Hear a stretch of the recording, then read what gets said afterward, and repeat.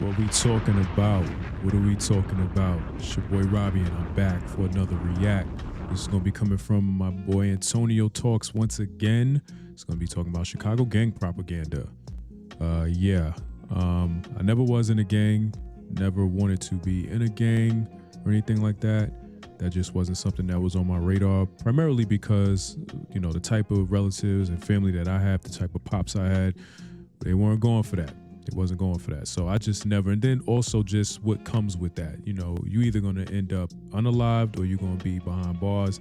And I didn't want that for myself. So I was like, nah, I'm good on that. I just watched from afar. But this should be interesting. I'm going to see what's going to be said. So we ain't going to waste no time. Make sure you like, sub to the channel, leave your comments down below. Let's get to this video, y'all. Counting or not counting gang violence. These were the final words from Charlie Kirk. This was a response to a question asked about mass shootings. And I bring this quote up because it is very symbolic of how a lot of these white supremacists and racists operate. Instead of taking accountability, what they do is move the goalposts and try to put all the blame on black people. They don't talk about the rampant pedophilia going on in their communities, the high numbers of from young white men, the low birth rates, the drug overdoses. They bring up none of these things. So my perspective is like, sweep on your own front porch. Before you come to the black community telling us everything that went wrong with us, address your own problems. Now today we're gonna be talking about gang violence and specifically the propaganda of Chicago gang violence. I always have to make this disclaimer. When I bring these things up, it isn't me having a victim mentality. I just see things from a different lens. I am in no shape or form supporting the actions of gang members. I don't support any type of degeneracy, and I live by that in my real life. On the other hand, though, I am always going to give the black perspective. And this is why we need more black media outlets. If you control the media, you control the narrative. The United States has the third highest murder rate in the world. That's a lie I heard the other day watching a clip debunking some podcast bros on the right who claim that we are the third highest in murder rate, and if you remove Chicago and 4 other cities, then we would drop from 3rd to 189th. That's a lie. I be telling y'all, bro, the propaganda is crazy. And when they bring up Chicago, in my opinion, I think it's because we all can attribute Chicago with the drill era. You know, think of Chief Keef, King Von, black gang members. We are 65th in murder rate. And if you remove those cities and their populations from the data, we drop 1 spot to 66th. So why did they put Chicago first? Chicago's not top 10 in murder rate. Chicago's not top 20 in murder rate. It's 22nd. There are 21 cities in the United States with a worse murder rate than Chicago. 14 of them, or 2/3, are in Republican-run states that voted for the Orange Diddler. Chicago's also not even top 40 in crime rate overall. They're 48th. Birmingham, Alabama has the highest murder rate in the entire country. So why wasn't it listed first?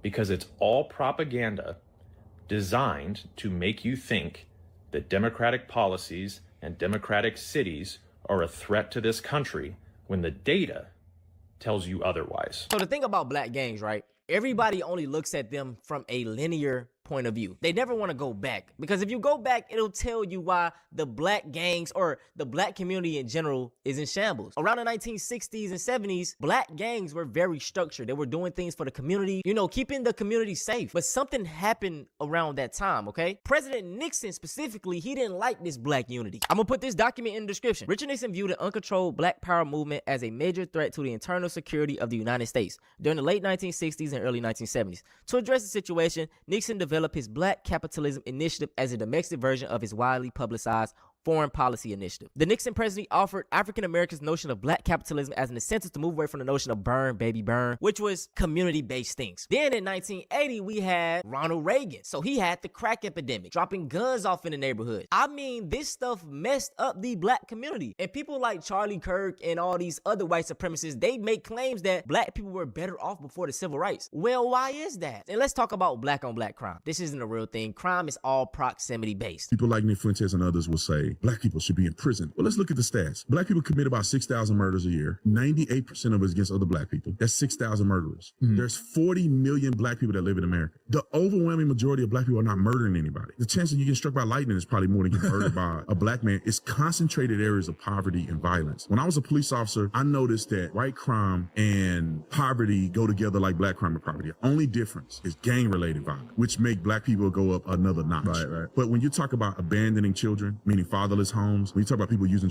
violence, killing each other, stabbing each other, robbing, stealing, white people had the same rate of some of this stuff is when I grew up. White neighborhoods are still places you don't want to live. The poor, impoverished white neighborhoods. People that don't understand that because they never actually patrolled and lived anywhere other than some little small area where they only had negative experiences with black people, they really don't understand the totality of what we're really looking at here. That is extremely crazy coming from him, but he explained it perfectly. And this is what I mean. Like, a lot of these white, sad to say, but if they go into the hood, they good. This is the thing, right? They have brainwashed black folks so bad. They will think twice about harming a white dude because they know what comes with that. They know they're gonna get the book thrown at them or probably killed. But a black person, shit, nobody care about us killing each other, so they can hit a lick off of us. They can do this, do that. Just because I made it out the hood does not mean that you're gonna make it out the hood. You see all these families that got generations that never made it out, but you think you will?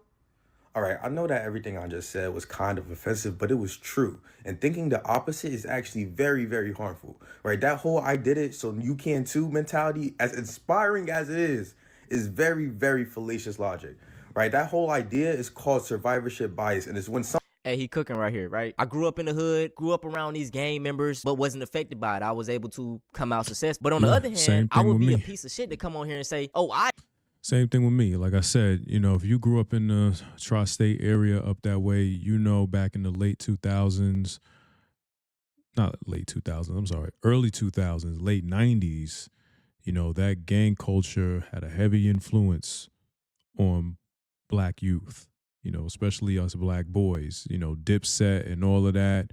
Like, it just was everywhere. Everybody wanted to be Paru and all that stuff.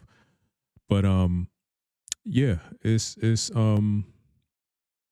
insane. I would say, as far as like with white impoverished areas, you pretty much see the same thing.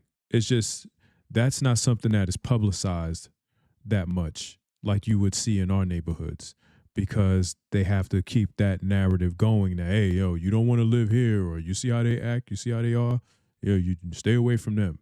When in all actuality, they the ones that's really doing all the crime committing, you know what I'm saying? Like, it's insane, man.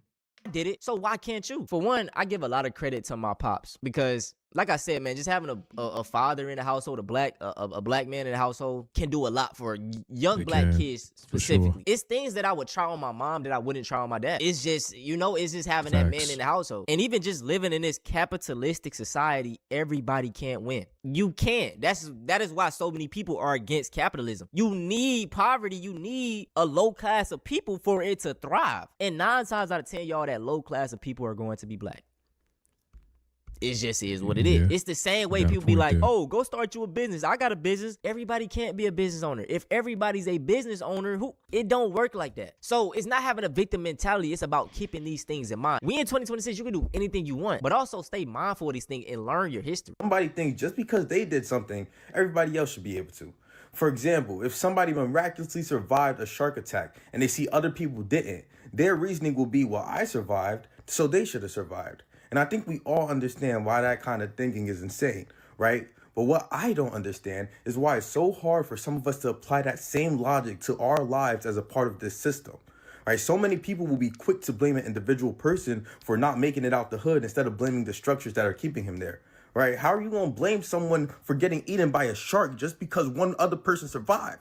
Right? The odds were never in his favor. But this is all part of the plan, right? Because if you see enough people making it out the hood, even though statistically and in actuality, most never do, they just never televise that, right? You're going to begin to think that the system gives you a fair chance. And if you think the system is fair, you'll never try to overthrow it. So now you over here kicking yourself butt about being stuck. Whole time, it was nearly impossible for you to make it out anyway, right? And even if the entire hood was able to lock in, they would find a way to keep the balance by, I don't know. Bro. This is my point. When we was doing this in the 60s and the 70s, y'all seen what the nigga Nixon did. He said, oh, nah, we don't like this. We finna, you feel me? And we had a... But y'all, we victims, right? We victims for bringing this shit up, bro. When you think about it, sit down logically. It's not having a victim mentality. It's just seeing things for what it is. Oh, taking away affirmative action, right? Moving the threshold for the standard of living, stuff like that. My professional opinion, if you really, really want to make it out the hood, just destroy the hood and everything around it. Problem solved. Now, I do want to say some real shit, though. If you are over the age of 30 and you're still gang banging, it gets to an age limit. Now, if you teen, preteen, in your early 20s, I got some grace for you. I'm gonna still hold you accountable, but I'm going to try to drill it into your mind that this shit is stupid. So on the screen right here, man, we got 3 individuals. This right here is Ella Capone. In the middle right here, we got Rondo number 9. We got Tay 600. Now, out of these 3, they are, you know, symbolic of what happens in street life. He is deceased. He died at 17. Pretty much 16. He died like a week after his birthday. This right here, young man, is in prison for 40 years, damn near his whole life. And then this dude right here on the right is alive, and he's actually like thriving right now.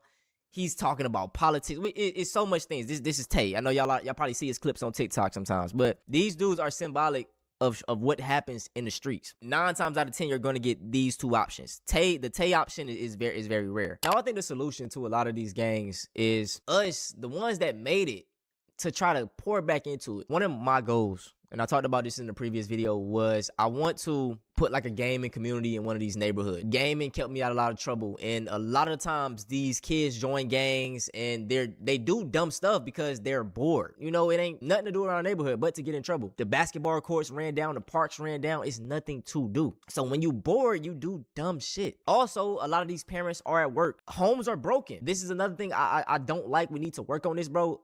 All my black women, I understand, you know, you can mess up and go for the wrong dude. But when y'all do that shit 2, 3, 4 times in a row, come on. You gotta notice the patterns. If you talk to a dude that got a couple baby mamas already and he don't watch the kids he got, why would you think he's gonna take you serious too, right? So, and then also my men, come on, bruh, stop sticking y'all meat in everything. We gotta do better because you create broken homes and these kids end up going into the system. So those are some solutions. But that's it for this video, man. I hope you guys enjoyed. Like I stated, that's gonna be the end of the video.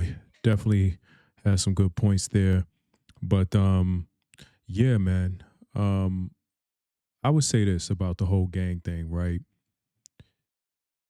And y'all have probably heard this before. You got the left, you got the right. You got Democrats and you got Republican. Blue versus red. I mean, it couldn't get no more gang than that. You know what I'm saying? Like, here you have 2 opposing sides with 2 different views on politics and what they feel is best for the people, and have no issue going out here raging wars with other countries. It don't get no more gang than that. Our country operates on gang time. So to try to put a microscope on what black people are doing, they're just mimicking what those that run the country are doing. So if you want that type of stuff to go away, then you got to lead by example. But we know that'll never happen because, hey, this is all a game. This whole entire system is a game. But yeah, I'm going to link this video in case you want to go check out some more of Antonio's videos. Go support him. If you made this far into my video, I appreciate you for watching. Be sure to chin check that like button. Take the subway to my channel. And be sure to sound off in the comment section till security kicks your ass out. But with all that being said, it's your boy Robbie. And until the next video, I'm out of here.